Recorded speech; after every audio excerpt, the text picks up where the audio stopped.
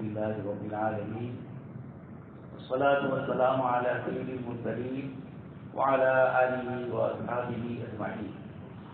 قال الله تبارك وتعالى في الكلام المجيد والفرقان الحميد: أعوذ بالله من الشيطان الرجيم، بسم الله الرحمن الرحيم. كلا بل تكذبون بالدين وإن عليكم لحافظين كراما كاتبين يعلمون ما تفعلون. وقال تعالى: مالك يوم الدين إياك نعبد وإياك نستعين.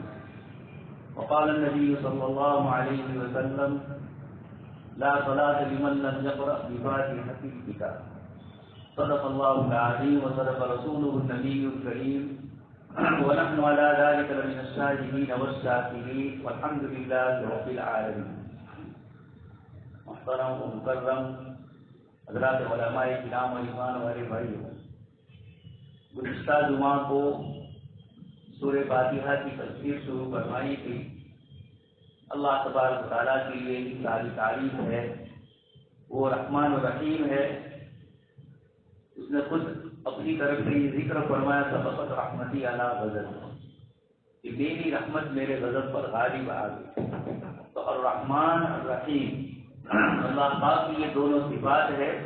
رحمت کی طرف وہ اشارہ کر رہی ہے کہ اللہ تبارک و تعالیٰ کی رحمت سب بندوں کے لیے عام اور عام ہے، اور رحمان کے ذریعے اور رحیم کے ذریعے بتلایا کہ خصوصی رحمت ایمان والے بندوں کے ساتھ ہے. بندہ جب کوئی تکلیف میں اور پریشانی میں ہوتا ہے تو عموماً اس کی توجہ اپنی تکلیف اور پریشانی کی طرف جاتی ہے. اللہ پاک نے اس تکلیف کے علاوہ بہت ساری راحتیں، آرام، سکون اور نعمتوں سے اس کو نوازا ہے، لیکن بندہ اپنی کمزوری کی بنیاد پر اپنی بیماری، اپنی تکلیف کو بہت سمجھ لیتا ہے، اور ایسے موقع پر عام وطن اللہ پاک کی تعریف اور حمد کا انسان کے ذہن میں تصور نہیں ہوتا. اللہ پاک نے الحمدللہ کے ذریعے بتلایا. مثلا ایک شخص کو معمولی سا بخار، پورا بدن اس کا اللہ پاک نے صحیح سالم رکھا ہے، لیکن بخار. کسی کی آنکھ میں کوئی تکلیف ہے، بدن کا دوسرا حصہ صحیح سلام، لیکن بندوں کی عمومی طور پر یہ صفت رہی. اللہ پاک نے قرآن میں ذکر فرمایا: قلیلا ما تشکرون، تم بہت کم اللہ پاک کا شکر ادا کرتے. اس لیے الحمدللہ کے ذریعے بتلایا کہ تیرے اوپر آنے والی نعمتیں بہت زیادہ ہے اور تکلیفوں اور پریشانی کم ہے. لقد خلقنا الانسان فی کبد، اللہ پاک نے فرمایا، لیکن ارشاد ہوا ان مع العسر یسرا. ہر تکلیف کے ساتھ اللہ پاک نے آسانی رکھی ہے. تو جب بندہ اللہ پاک کی تعریف کرتا ہے تو اللہ تبارک تعالیٰ فرماتے ہیں: میرے بندے نے میری تعریف کی، میری بزرگی بیان کی، میری حمد و ثنا اس نے کی. یہ بندے کی طرف سے شکر ہے جو اللہ پاک کی طرف وہ نسبت کر کے اللہ کے شکر کو بجایا. رحمان اور رحیم، اللہ پاک نے پہلی 3 آیتیں گزشتہ جمعہ کا حضرات سن چکے ہیں کہ اللہ پاک نے سورہ فاتحہ کی 7 آیتیں، پہلی 3 اس میں اللہ پاک کی حمد و ثنا، بزرگی اور اس کی عظمت بیان کی، اس کی شان رحیمی کو ذکر کیا ہے. باقی بیچ کی ایک آیت چھوڑ کر ایاک نعبد و ایاک نستعین کو چھوڑ کر پھر 3 آیتیں اهدنا الصراط المستقیم، یہ بندہ اللہ پاک سے دعا اور درخواست کرتا ہے. تو آداب سکھلائے کہ دعا اور درخواست سے پہلے اللہ پاک کی حمد و ثنا بیان کی جائے. سورہ فاتحہ کے ذریعے ہمیں بتلایا بندہ جب بھی عبادت کرے. حدیث شریف میں بھی آپ صلی اللہ علیہ وسلم کے خطبات میں بھی ہمیں نظر آ رہا ہے کہ پہلے الحمدللہ سے آپ شروع فرمائیں، پھر انبیاء کرام علیہ السلام کا ذکر کر، درود شریف کا ذکر ہوتا ہے، اور پھر اس کے بعد اپنی گفتگو شروع ہوتی ہے. تو اللہ پاک نے اور رحمان رحیم کے ذریعے اپنے شان رحیمی کو ذکر فرمایا. اس میں علماء فرماتے ہیں کہ پہلی آیت الحمدللہ رب العالمین اور الرحمن الرحیم مالک یوم الدین، 3 آیتیں ہیں. تینوں آیتوں میں اللہ پاک نے بنیادی موضوع جو ایک مسلمان اور ایک مومن کے لیے ضروری ہے، اللہ پاک نے اس کو ذکر فرمایا. الحمدللہ کے ذریعے اللہ پاک کی تعریف، عظمت اور اس کی بزرگی بتلائی. رب العالمین نے اس کو اور واضح کر دیا کہ شان ربوبیت اللہ پاک کی بندوں کے ساتھ لگی ہوئی ہے، اور اس بنیاد پر کروڑ ہا کروڑ اور ارب ہا ارب مخلوق جو خشکی میں ہے، سمندروں میں ہے، اللہ پاک ان کی حفاظت کرتے ہیں. انڈا دینے والے کے انڈے کی کون حفاظت کرتا ہے؟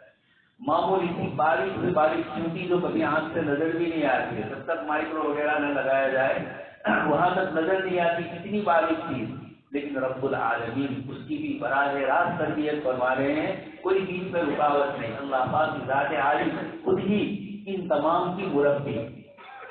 پہلی آیت میں توحید کو ذکر کیا، شان رحیمی اور رحمانیت کے ذریعے رسالت کو ذکر فرمایا. اللہ پاک نے ایک طرف اپنی حمد و ثنا بتلائی اور اسی میں یہ فرما دیا کہ وہ رحمان و رحیم، اس کی رحمت کا تقاضا یہ ہے کہ ہر قسم کی رحمتوں سے بندوں کو وہ نوازے، اور سب سے بڑی رحمت ہے اس دنیا میں اپنی عملی زندگی گزارنے کے لیے اللہ پاک کی طرف سے جو انبیاء کرام علیہ السلام کا سلسلہ جاری ہوا اور اخیر میں جناب نبی اکرم صلی اللہ علیہ وسلم خاتم النبیین بنا کر بھیجے گئے. یہ بھی اللہ تبارک تعالیٰ کی رحمت کا ایک بڑا حصہ ہے. عام مثلاً ہمارا تصور رحمت کسی کمزور اور ضعیف کے ساتھ اچھا سلوک ہو جائے اس سے ہی تعبیر ہم کرتے ہیں رحمت، لیکن یہ قرآن کریم کا لفظ ہے. اللہ پاک نے انبیاء کرام علیہ السلام کی بعثت کے موقع پر فرمایا وَآتَانِي رَحْمَةً، کہ اللہ پاک نے ہمیں اپنی طرف سے رحمت دی، یعنی نبی بنا کر بھیجا انسانوں کی ہدایت کے لیے. شان رحیمی کا تقاضا یہ تھا کہ انبیاء کرام علیہ السلام کا سلسلہ جاری، اور اسی لیے آپ صلی اللہ علیہ وسلم کی بعثت کے موقع پر جو قرآن نے آپ کی تعبیر فرمائی وَمَا أَرْسَلْنَاكَ إِلَّا رَحْمَةً لِلْعَالَمِينَ، وہی رحمت جو اللہ پاک کے خزانے میں ہے اور بندوں پر اس کے ذریعے وہ رحم فرماتے ہیں، اسی رحم کا ایک حصہ یہ ہے کہ ہماری ہدایت کے لیے انبیاء کرام علیہ السلام کو بھیجا، کتاب بھی بھیجی اور نبی کو بھی بھیجا تاکہ عملی زندگی میں پریکٹیکل بھی ہو جائے، اور کتاب باقی رہے گی قیامت تک. اس کتاب کے مضامین کے ذریعے ہر زمانے کے امت کے علماء، صلحاء اور نیک لوگ اس پر عمل کرتے ہوئے اپنی زندگی گزارے. تو اس لیے اور رحمان الرحیم، اللہ پاک کی رحمت کے ہزاروں لاکھوں عجیب و غریب کرشمے دنیا میں ہر وقت ہو رہے ہیں. کل یوم ہوا فی شان، اللہ پاک فرماتے ہیں خود اپنی ذات کے لیے کہ ہر روز وہ ایک شان میں. مفسرین فرماتے ہیں کسی کو مالدار بنا دے، کسی کو فقیر، کوئی تندرست، کوئی بیمار، کوئی کس حال میں، کوئی کس حال میں. یہ ہے کل یوم ہوا فی شان، ہر دن اسی اپنی ایک شان ہے، اسی شان رحیمی. اللہ پاک نے فرمایا فَتَقْتُبُوهَا، آگے آیت کریمہ میں فرمایا ایمان والوں پر یہ رحمت کا خاصہ ہوتا ہے. اس لیے مکہ کے مشرکین نے اعتراض کیا کہ کیا ایک یتیم گھر کے بچے کو اللہ پاک نے ہدایت دے دی اور وہ ہماری ہدایت کے لیے نبی بن کر آئے، اور دو بڑے شہر طائف اور مکہ کے سردار محروم ہو جائے. انہوں نے اشکال کیا. اللہ تبارک تعالیٰ نے آیت میں فرمایا کہ کیا تم جانتے ہو کہ رحمت کہاں رکھی جائے اور کہاں نہ رکھی جائے؟ اللہ اعلم حیث یجعل رسالہ. وہاں بھی آیت میں اللہ پاک سے رحمت فرمایا. حضرت ہود علیہ السلام بھی فرماتے ہیں وَآتَيْنَاهُ رَحْمَةً مِّنْ عِندِهِ، اللہ پاک نے مجھے رحمت عطا فرمائی اپنی طرف سے. یہ رحمان اور رحیم کی صفت اللہ پاک نے ذکر کر کے حدیث شریف میں فرمایا تخلقوا باخلاق اللہ، اللہ پاک کے اخلاق سے متصف ہو جاؤ. اس بنیاد پر دوستوں اور بزرگوں، اللہ پاک نے ہمیں رحمت کا ذکر فرمایا. اس امت کے لیے جو نبی بھیجے گئے رحمت للعالمین بنائے. اس لیے ایک مومن اور ایک مسلمان اپنی زبان سے، اپنے ہاتھ سے، اپنے اشاروں اور کنایوں سے دنیا کی کسی انسان کو تکلیف نہیں پہنچائے گا. جب اس کا نبی رحمت بن کر آئے ہیں تو اس رحمت کا تقاضا یہ ہے کہ یہ امت بھی دنیا کے انسانوں کے لیے رحمت. اور اسی لیے ایک حدیث شریف پڑھی جاتی ہے جس کو مسلسل بالاولیہ کہا جاتا ہے. اللہ کے نبی صلی اللہ علیہ وسلم سے لے کر ہم تک ہر محدث نے وہ سند ذکر فرمائی، لیکن حضرت سفیان تک وہ پوری سند مستقل کے ساتھ ہے، اوپر کی سند منقطع ہے. لیکن حضرت سفیان سے لے کر میرے اور آپ تک اس روایت میں اللہ پاک فرماتے ہیں الراحمون یرحمهم الرحمن. آپ صلی اللہ علیہ وسلم ارشاد فرماتے ہیں کہ اللہ پاک فرماتے ہیں اور راحمون، جو لوگ دنیا میں بندوں پر رحم کرتے ہیں، یرحمهم الرحمن، رحمان ان پر ابھی بھی رحم کر رہا ہے، اور جس وقت ان کو اس رحمت کی خاص ضرورت ہوگی اس وقت بھی اس کی رحمت ان کے ساتھ ہوگی. آگے ارشاد فرمایا ارحموا من فی الارض، جو لوگ زمین پر ہیں ان کے اوپر رحم کرو. من فی الارض، جاندار، انسان، دوسری جتنی بھی مخلوقات ہے، ان تمام کے لیے فرمایا ارحموا من فی الارض، زمین والوں پر رحم کرو. یرحمکم من فی السماء، وہ ذات جو آسمانوں میں بلندی کی طرف اشارہ کرتے ہوئے، شان و علو کی طرف اشارہ کرتے ہوئے فرمایا کہ جو ذات آسمان میں ہے وہ تمہارے اوپر رحم کرے. یہ ایک نفسیاتی چیز ہے. ایک صحابی رضی اللہ عنہ اپنے غلام کو ہاتھ اٹھا کر مار رہے تھے. پیچھے آپ صلی اللہ علیہ وسلم تشریف فرماتے. آپ نے فرمایا کہ دیکھیں تم کو اس پر حق ہے. وہ زمانہ تھا غلاموں کا، خرید و فروخت ہوتی تھی، بیچے جاتے تھے، غلام کا آقا مالک ہوتا تھا. یہ تصورات اسلام نے آہستہ آہستہ ختم کروائے. تو پھر من فی الارض یرحمکم من فی السماء، آپ صلی اللہ علیہ وسلم نے اس صحابی کو فرمایا اللہ پاک تمہارے مقابلے میں تم پر جو تم اس پر غلبہ پا رہے ہو، ملکیت رکھتے ہو، اللہ پاک اس سے زیادہ تم پر قادر ہے. صحابی فوراً رک گئے. تو یہ ارحموا الراحمون شان رحیمی. سورہ بسم اللہ میں بھی 2 مرتبہ آیا رحمان و رحیم، اور پھر سورہ فاتحہ میں الرحمن الرحیم سے ان کو پھر شروع کر. آگے ارشاد فرمایا مالک یوم الدین. پہلی آیت میں توحید کو ذکر کیا، رب العالمین نے اسی ربوبیت اور رحمت کو ذکر کیا، اور الرحمن الرحیم نے انبیاء کرام علیہ السلام اور خاص کر کے آپ صلی اللہ علیہ وسلم کی عبادت جو ہمارے لیے ساری انسانیت کے لیے سراپا رحمت ہے. تو آیت کریمہ میں رحمان اور رحیم سے اللہ پاک کی طرف سے انبیاء کرام علیہ السلام بطور رحمت کے بھیجے. یہ اللہ کے رسول صلی اللہ علیہ وسلم اور دیگر انبیاء کی رسالت کا ذکر ہے. اور تیسری آیت ہے مالک یوم الدین. اللہ پاک کو مالک فرمایا گیا. وہ آج بھی مالک ہے، ماضی میں بھی تھا، مستقبل میں بھی وہی مالک رہے گا. بندوں کے پاس جتنی چیزیں ہیں جس کا وہ دعویٰ کرتا ہے کہ میری ہے، اس نے کمائی، وراثت میں ملی، ہدیے میں ملی، جو بھی ہو وہ اس کی اپنی ذاتی ہے، محنت سے کی ہے. بندہ اس کی طرف اپنی نسبت کرتا ہے، میرا مکان، میری دکان، میری فلانی چیز. اللہ پاک فرماتے ہیں آج بھی میں اس کا مالک ہوں. اسی لیے قرآن کریم کے پہلے ہی رکوع میں فرمایا وَمِمَّا رَزَقْنَاهُمْ يُنْفِقُونَ، اس مال میں سے جو ہم نے ان کو دیا. وَمِمَّا رَزَقْنَاهُمْ، اللہ پاک فرماتے ہم نے دیا. یہ تصور بندے کو کروایا کہ ہم نے تجھے مالک بنایا ہے چیز کا، لیکن اصلی مالک ہم ہیں. کما بدأنا، اللہ پاک نے ایک آیت میں فرمایا کہ ہم نے جیسے پہلے پیدا کیا ہم دوبارہ بھی تمہیں اس طریقے سے زندہ کریں گے. ماں کے پیٹ سے آئے تھے، کوئی نعمت بظاہر ظاہری نہیں تھی سوائے اپنے وجود کے. اللہ پاک نے کھانا دیا، کپڑا دیا، ماں باپ کی شکل میں شفقتیں دی، یہ ساری چیزیں انسان کو دی. تو کما بدأنا اول خلق نعيد، پہلے تم کو پیدا کیا، دوبارہ ہم زندہ کریں. مالک یوم الدین میں اسی کی طرف اشارہ فرمایا کہ وہ بندے حساب کے دین کا معنی. دین کا معنی حساب، بہت سے معنی ہوتے ہیں. آیت کریمہ میں دین سے مراد وہ دین جس دن اللہ پاک کی طرف سے سارے اعمال والوں کے اعمال کے فیصلے ہونے والے. وَنَضَعُ الْمَوَازِينَ الْقِسْطَ لِيَوْمِ الْقِيَامَةِ، یہ جو اللہ پاک کی طرف سے ترازو قائم ہوگا اس دن کے متعلق اللہ پاک فرماتے ہیں مالک یوم الدین. یہ انسان جب کسی پر زیادتی کرنے جائے گا فوراً اس کا دماغ ان آیت کی طرف اس لیے نماز کی ہر رکعت میں پڑھایا گیا. بار بار اس کا تصور کرو کہ اللہ مالک، ہم سب مجازی مالک ہیں، وقتی اور عارضی. اور اسی لیے حدیث شریف میں ہے بندہ جب دنیا سے رخصت ہو رہا ہے، رشتے دار، بچے اور اس کے قریبی تعلق والے یہ دیکھتے ہیں کہ اس کا بینک بیلنس کیا ہے، اس کی انکم کیا ہے، کون کون سی چیزیں وہ چھوڑ کے گیا. اور فرشتے پوچھتے ہیں کیا لے کر ہوا ہے، تو ماں قدم و فلان، اور بندے کہہ رہے ہیں ماں اخر و فلان نے کیا چھوڑا ہے جائے. یہ دنیا کا انسان آپ کے انتقال کے بعد آپ کا مال، آپ کی اولاد صحیح جگہ پر استعمال کرے یا نہ کرے کوئی گارنٹی نہیں. اس لیے فرمایا اپنی زندگی میں ہی اپنی جنت کما. تو مالک یوم الدین میں سب سے پہلے تو ملکیت کا تصور کروایا. آپ جانتے ہیں دنیا میں مال و دولت کی ملکیت کے اعتبار سے دو بہت بڑے فکر، دو اسم چلتے ہیں، کمیونزم، کیپیٹلزم. کمیونزم نے انسان کو دو چار چیزوں کے علاوہ کسی چیز کا مالک ہی نہیں سمجھا، سارا حکومت کا اختیار. فیل ہو گیا سوویت یونین. اور سرمایہ داری میں انسان کو کہا گیا جیسے بھی آئے جس طرح آئے کماتا ہے، کوئی حلال اور حرام کا فرق نہیں. اسلام نے ان دونوں کے بیچ میں مالک بنایا بھی اور تصور دکھوایا کہ حقیقی مالک ہم ہیں. اس لیے جو کچھ تمہارے پاس ہم نے تم کو تمہاری ماں کے پیٹ سے پیدا کیا تھا، اس وقت تم کیا تھے؟ هل اتى على الانسان حين من الدهر لم يكن شيئا مذكورا.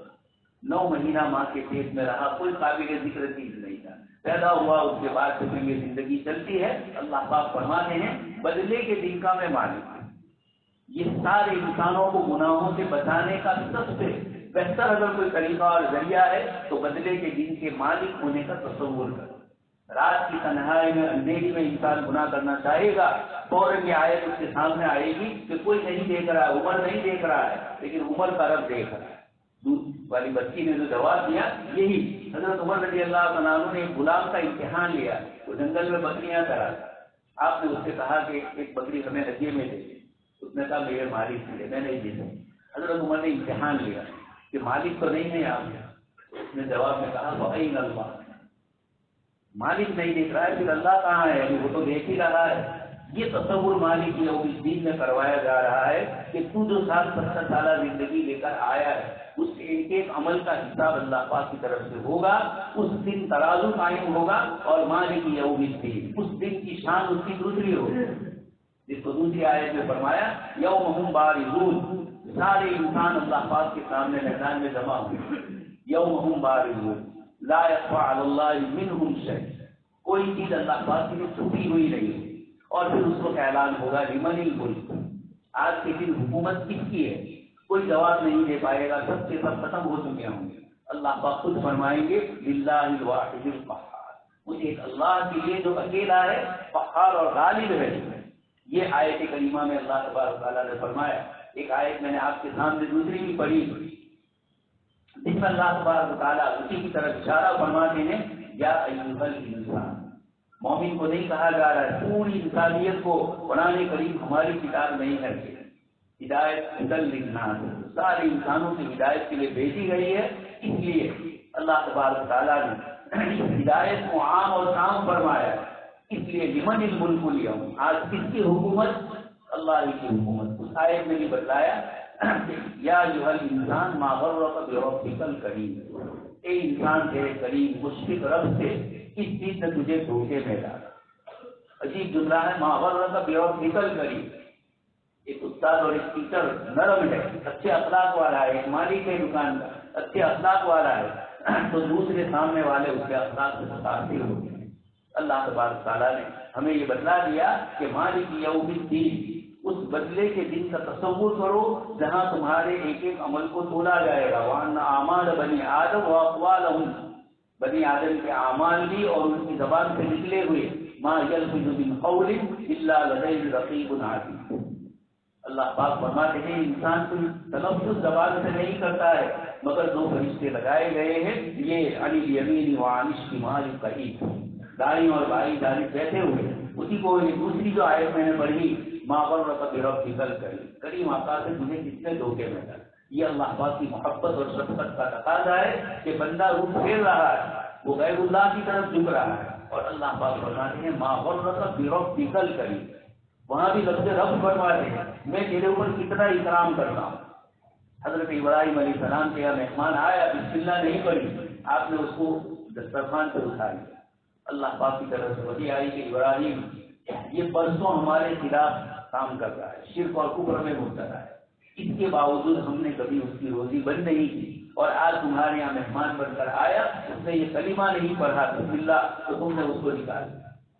حضرت ابراہیم علیہ السلام اس کو تلاش کرنے کے لیے لے آئے اور پھر اس کو کھانے کے لیے بٹھایا. اس نے پوچھا کیا بات ہے؟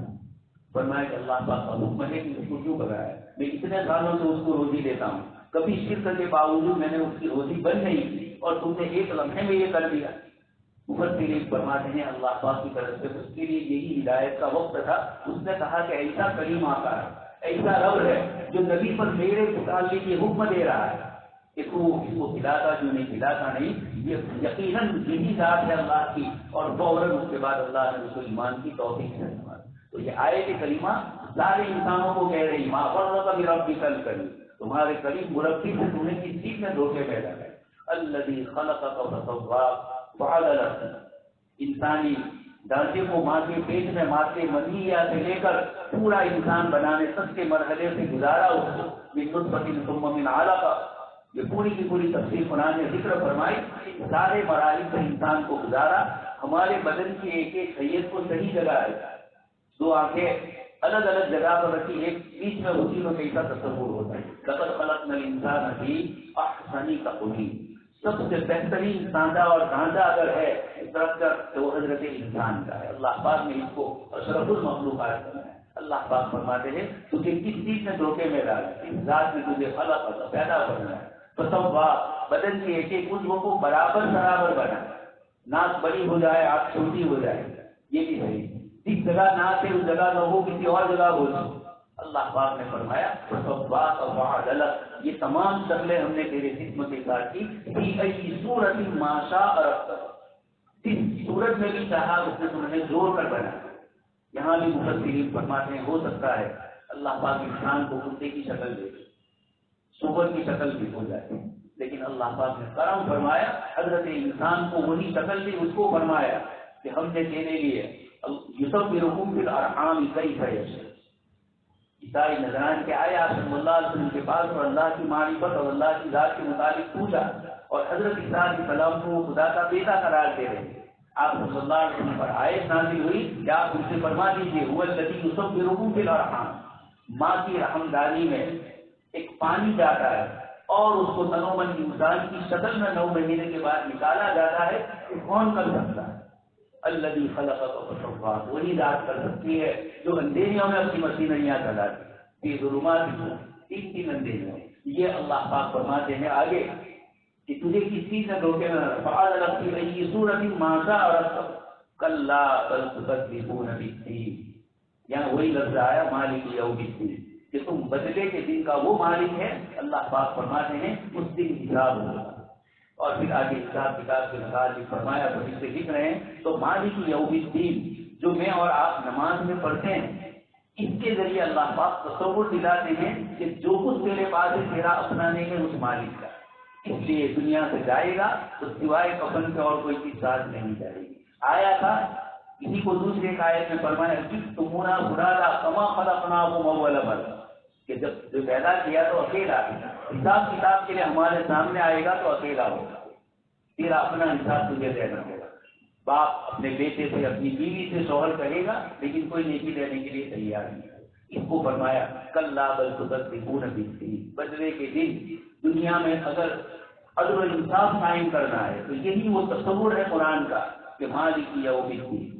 آدمی جب جب بھی گناہ کرے گا بندوں کے حقوق کا اللہ کے حق کا تو فوراً تصور آئے گا کہ وہ حساب کتاب ہو رہا ہے، فرشتے لکھ رہے ہیں، کوئی چیز چھوٹے گی نہیں۔ ما لهذا الكتاب لا يغادر صغيرة ولا كبيرة الا احصاها، سورہ کہف کی آیت ہے۔ انسان کہے گا جب نامہ اعمال اس کے سامنے پیش کیا جائے گا، کہے گا کہ اس کتاب سے کو کیا ہو گیا، اس نامہ اعمال کو کیا ہو گیا؟ لا یغادر صغیرۃ ولا کبیرۃ، نہ کسی چھوٹے گناہ کو چھوڑا ہے نہ کسی بڑے کو چھوڑا ہے، الا احصاها، اس کو سب کو مل لیا ہے۔ یہ اللہ تبارک تعالیٰ کی طرف سے سورہ کی صورت میں فرمایا وَتَرَى الْمُجْرِمِينَ مُشْفِقِينَ، اس وقت مجرم ڈرنے والے ہوں گے، لیکن یہ ڈر کسی کام کا ہے۔ دنیا میں ڈر ہوگا تو اس کا احساس ہو کر آدمی گناہوں سے بچ جاتا۔ تو سورہ فاتحہ میں اللہ کی ملکیت کا تصور کروا کر خصوصی طور پر قیامت کے دن کی ملکیت بتلا کر بتلایا کہ یہ انتہائی کٹھن وقت ہوگا اور اس وقت خالی وہی اللہ پاک کی مالک۔ آگے اس کے بعد یہ 3 آیتیں سورہ فاتحہ کی پہلی اور بعد میں دوسری 3 آیتیں اہدنا الصراط سے شروع ہوتی ہیں۔ اس کے بیچ میں اللہ پاک نے ایاک نعبد و ایاک نستعین، گزشتہ جمعہ کو آپ سن چکے ہیں کہ 104 کتابیں اللہ پاک نے نازل کی، ان سب کا علم اللہ پاک نے 4 کتابوں میں کر دیا، پھر ان 4 کتابوں کا علم قرآن میں، اور قرآن کریم کا علم سورہ فاتحہ، اور سورہ فاتحہ کا خلاصہ پورا ایاک نعبد و ایاک نستعین۔ اللہ پاک نے انسانی تربیت میں عبدیت بندگی رکھی ہے۔ اگر صحیح خدا کی معرفت نہیں ہوئی تو دوسرے اوروں کی طرف وہ محبت کا اظہار کرے، کسی سیاسی لیڈر کے سامنے جھکے گا، کسی انسان کے سامنے جھکے گا، کسی مخلوق کا نمسکار دیکھ کر اس سے جھکے گا، یہ سب کچھ ہوتا ہے۔ اس لیے فرمایا کہ ایاک نعبد، بندہ اپنی نماز میں یہ اقرار کرتا ہے میرے اور میرے بندے کے درمیان میں نے سورہ فاتحہ کو تقسیم کیا۔ روایت میں آپ یہ پہلی 3 آیتیں بعد والی، یہ جو آیتیں ہیں اس میں بھی ایسا ہی ایاک نعبد، عربی میں ہونا چاہیے نعبد ایاک، کرتا کرم اور کریا پر جو گجراتی کا ویاکرن ہے، عربی کے اندر سب سے پہلے آتا ہے فعل نعبدو لیا، لیکن قرآن نے فرمایا ایاک نعبد، خاص تیری ہی میں عبادت کرتا ہوں۔ اس لفظ نے بتلا دیا کہ تیرے علاوہ کی نفی کرتا ہوں۔ یہ زمین نیاز، یہ جو پیشانی ہے، یہ سر تسلیم سوائے اللہ پاک کے کسی کو نہیں کرے۔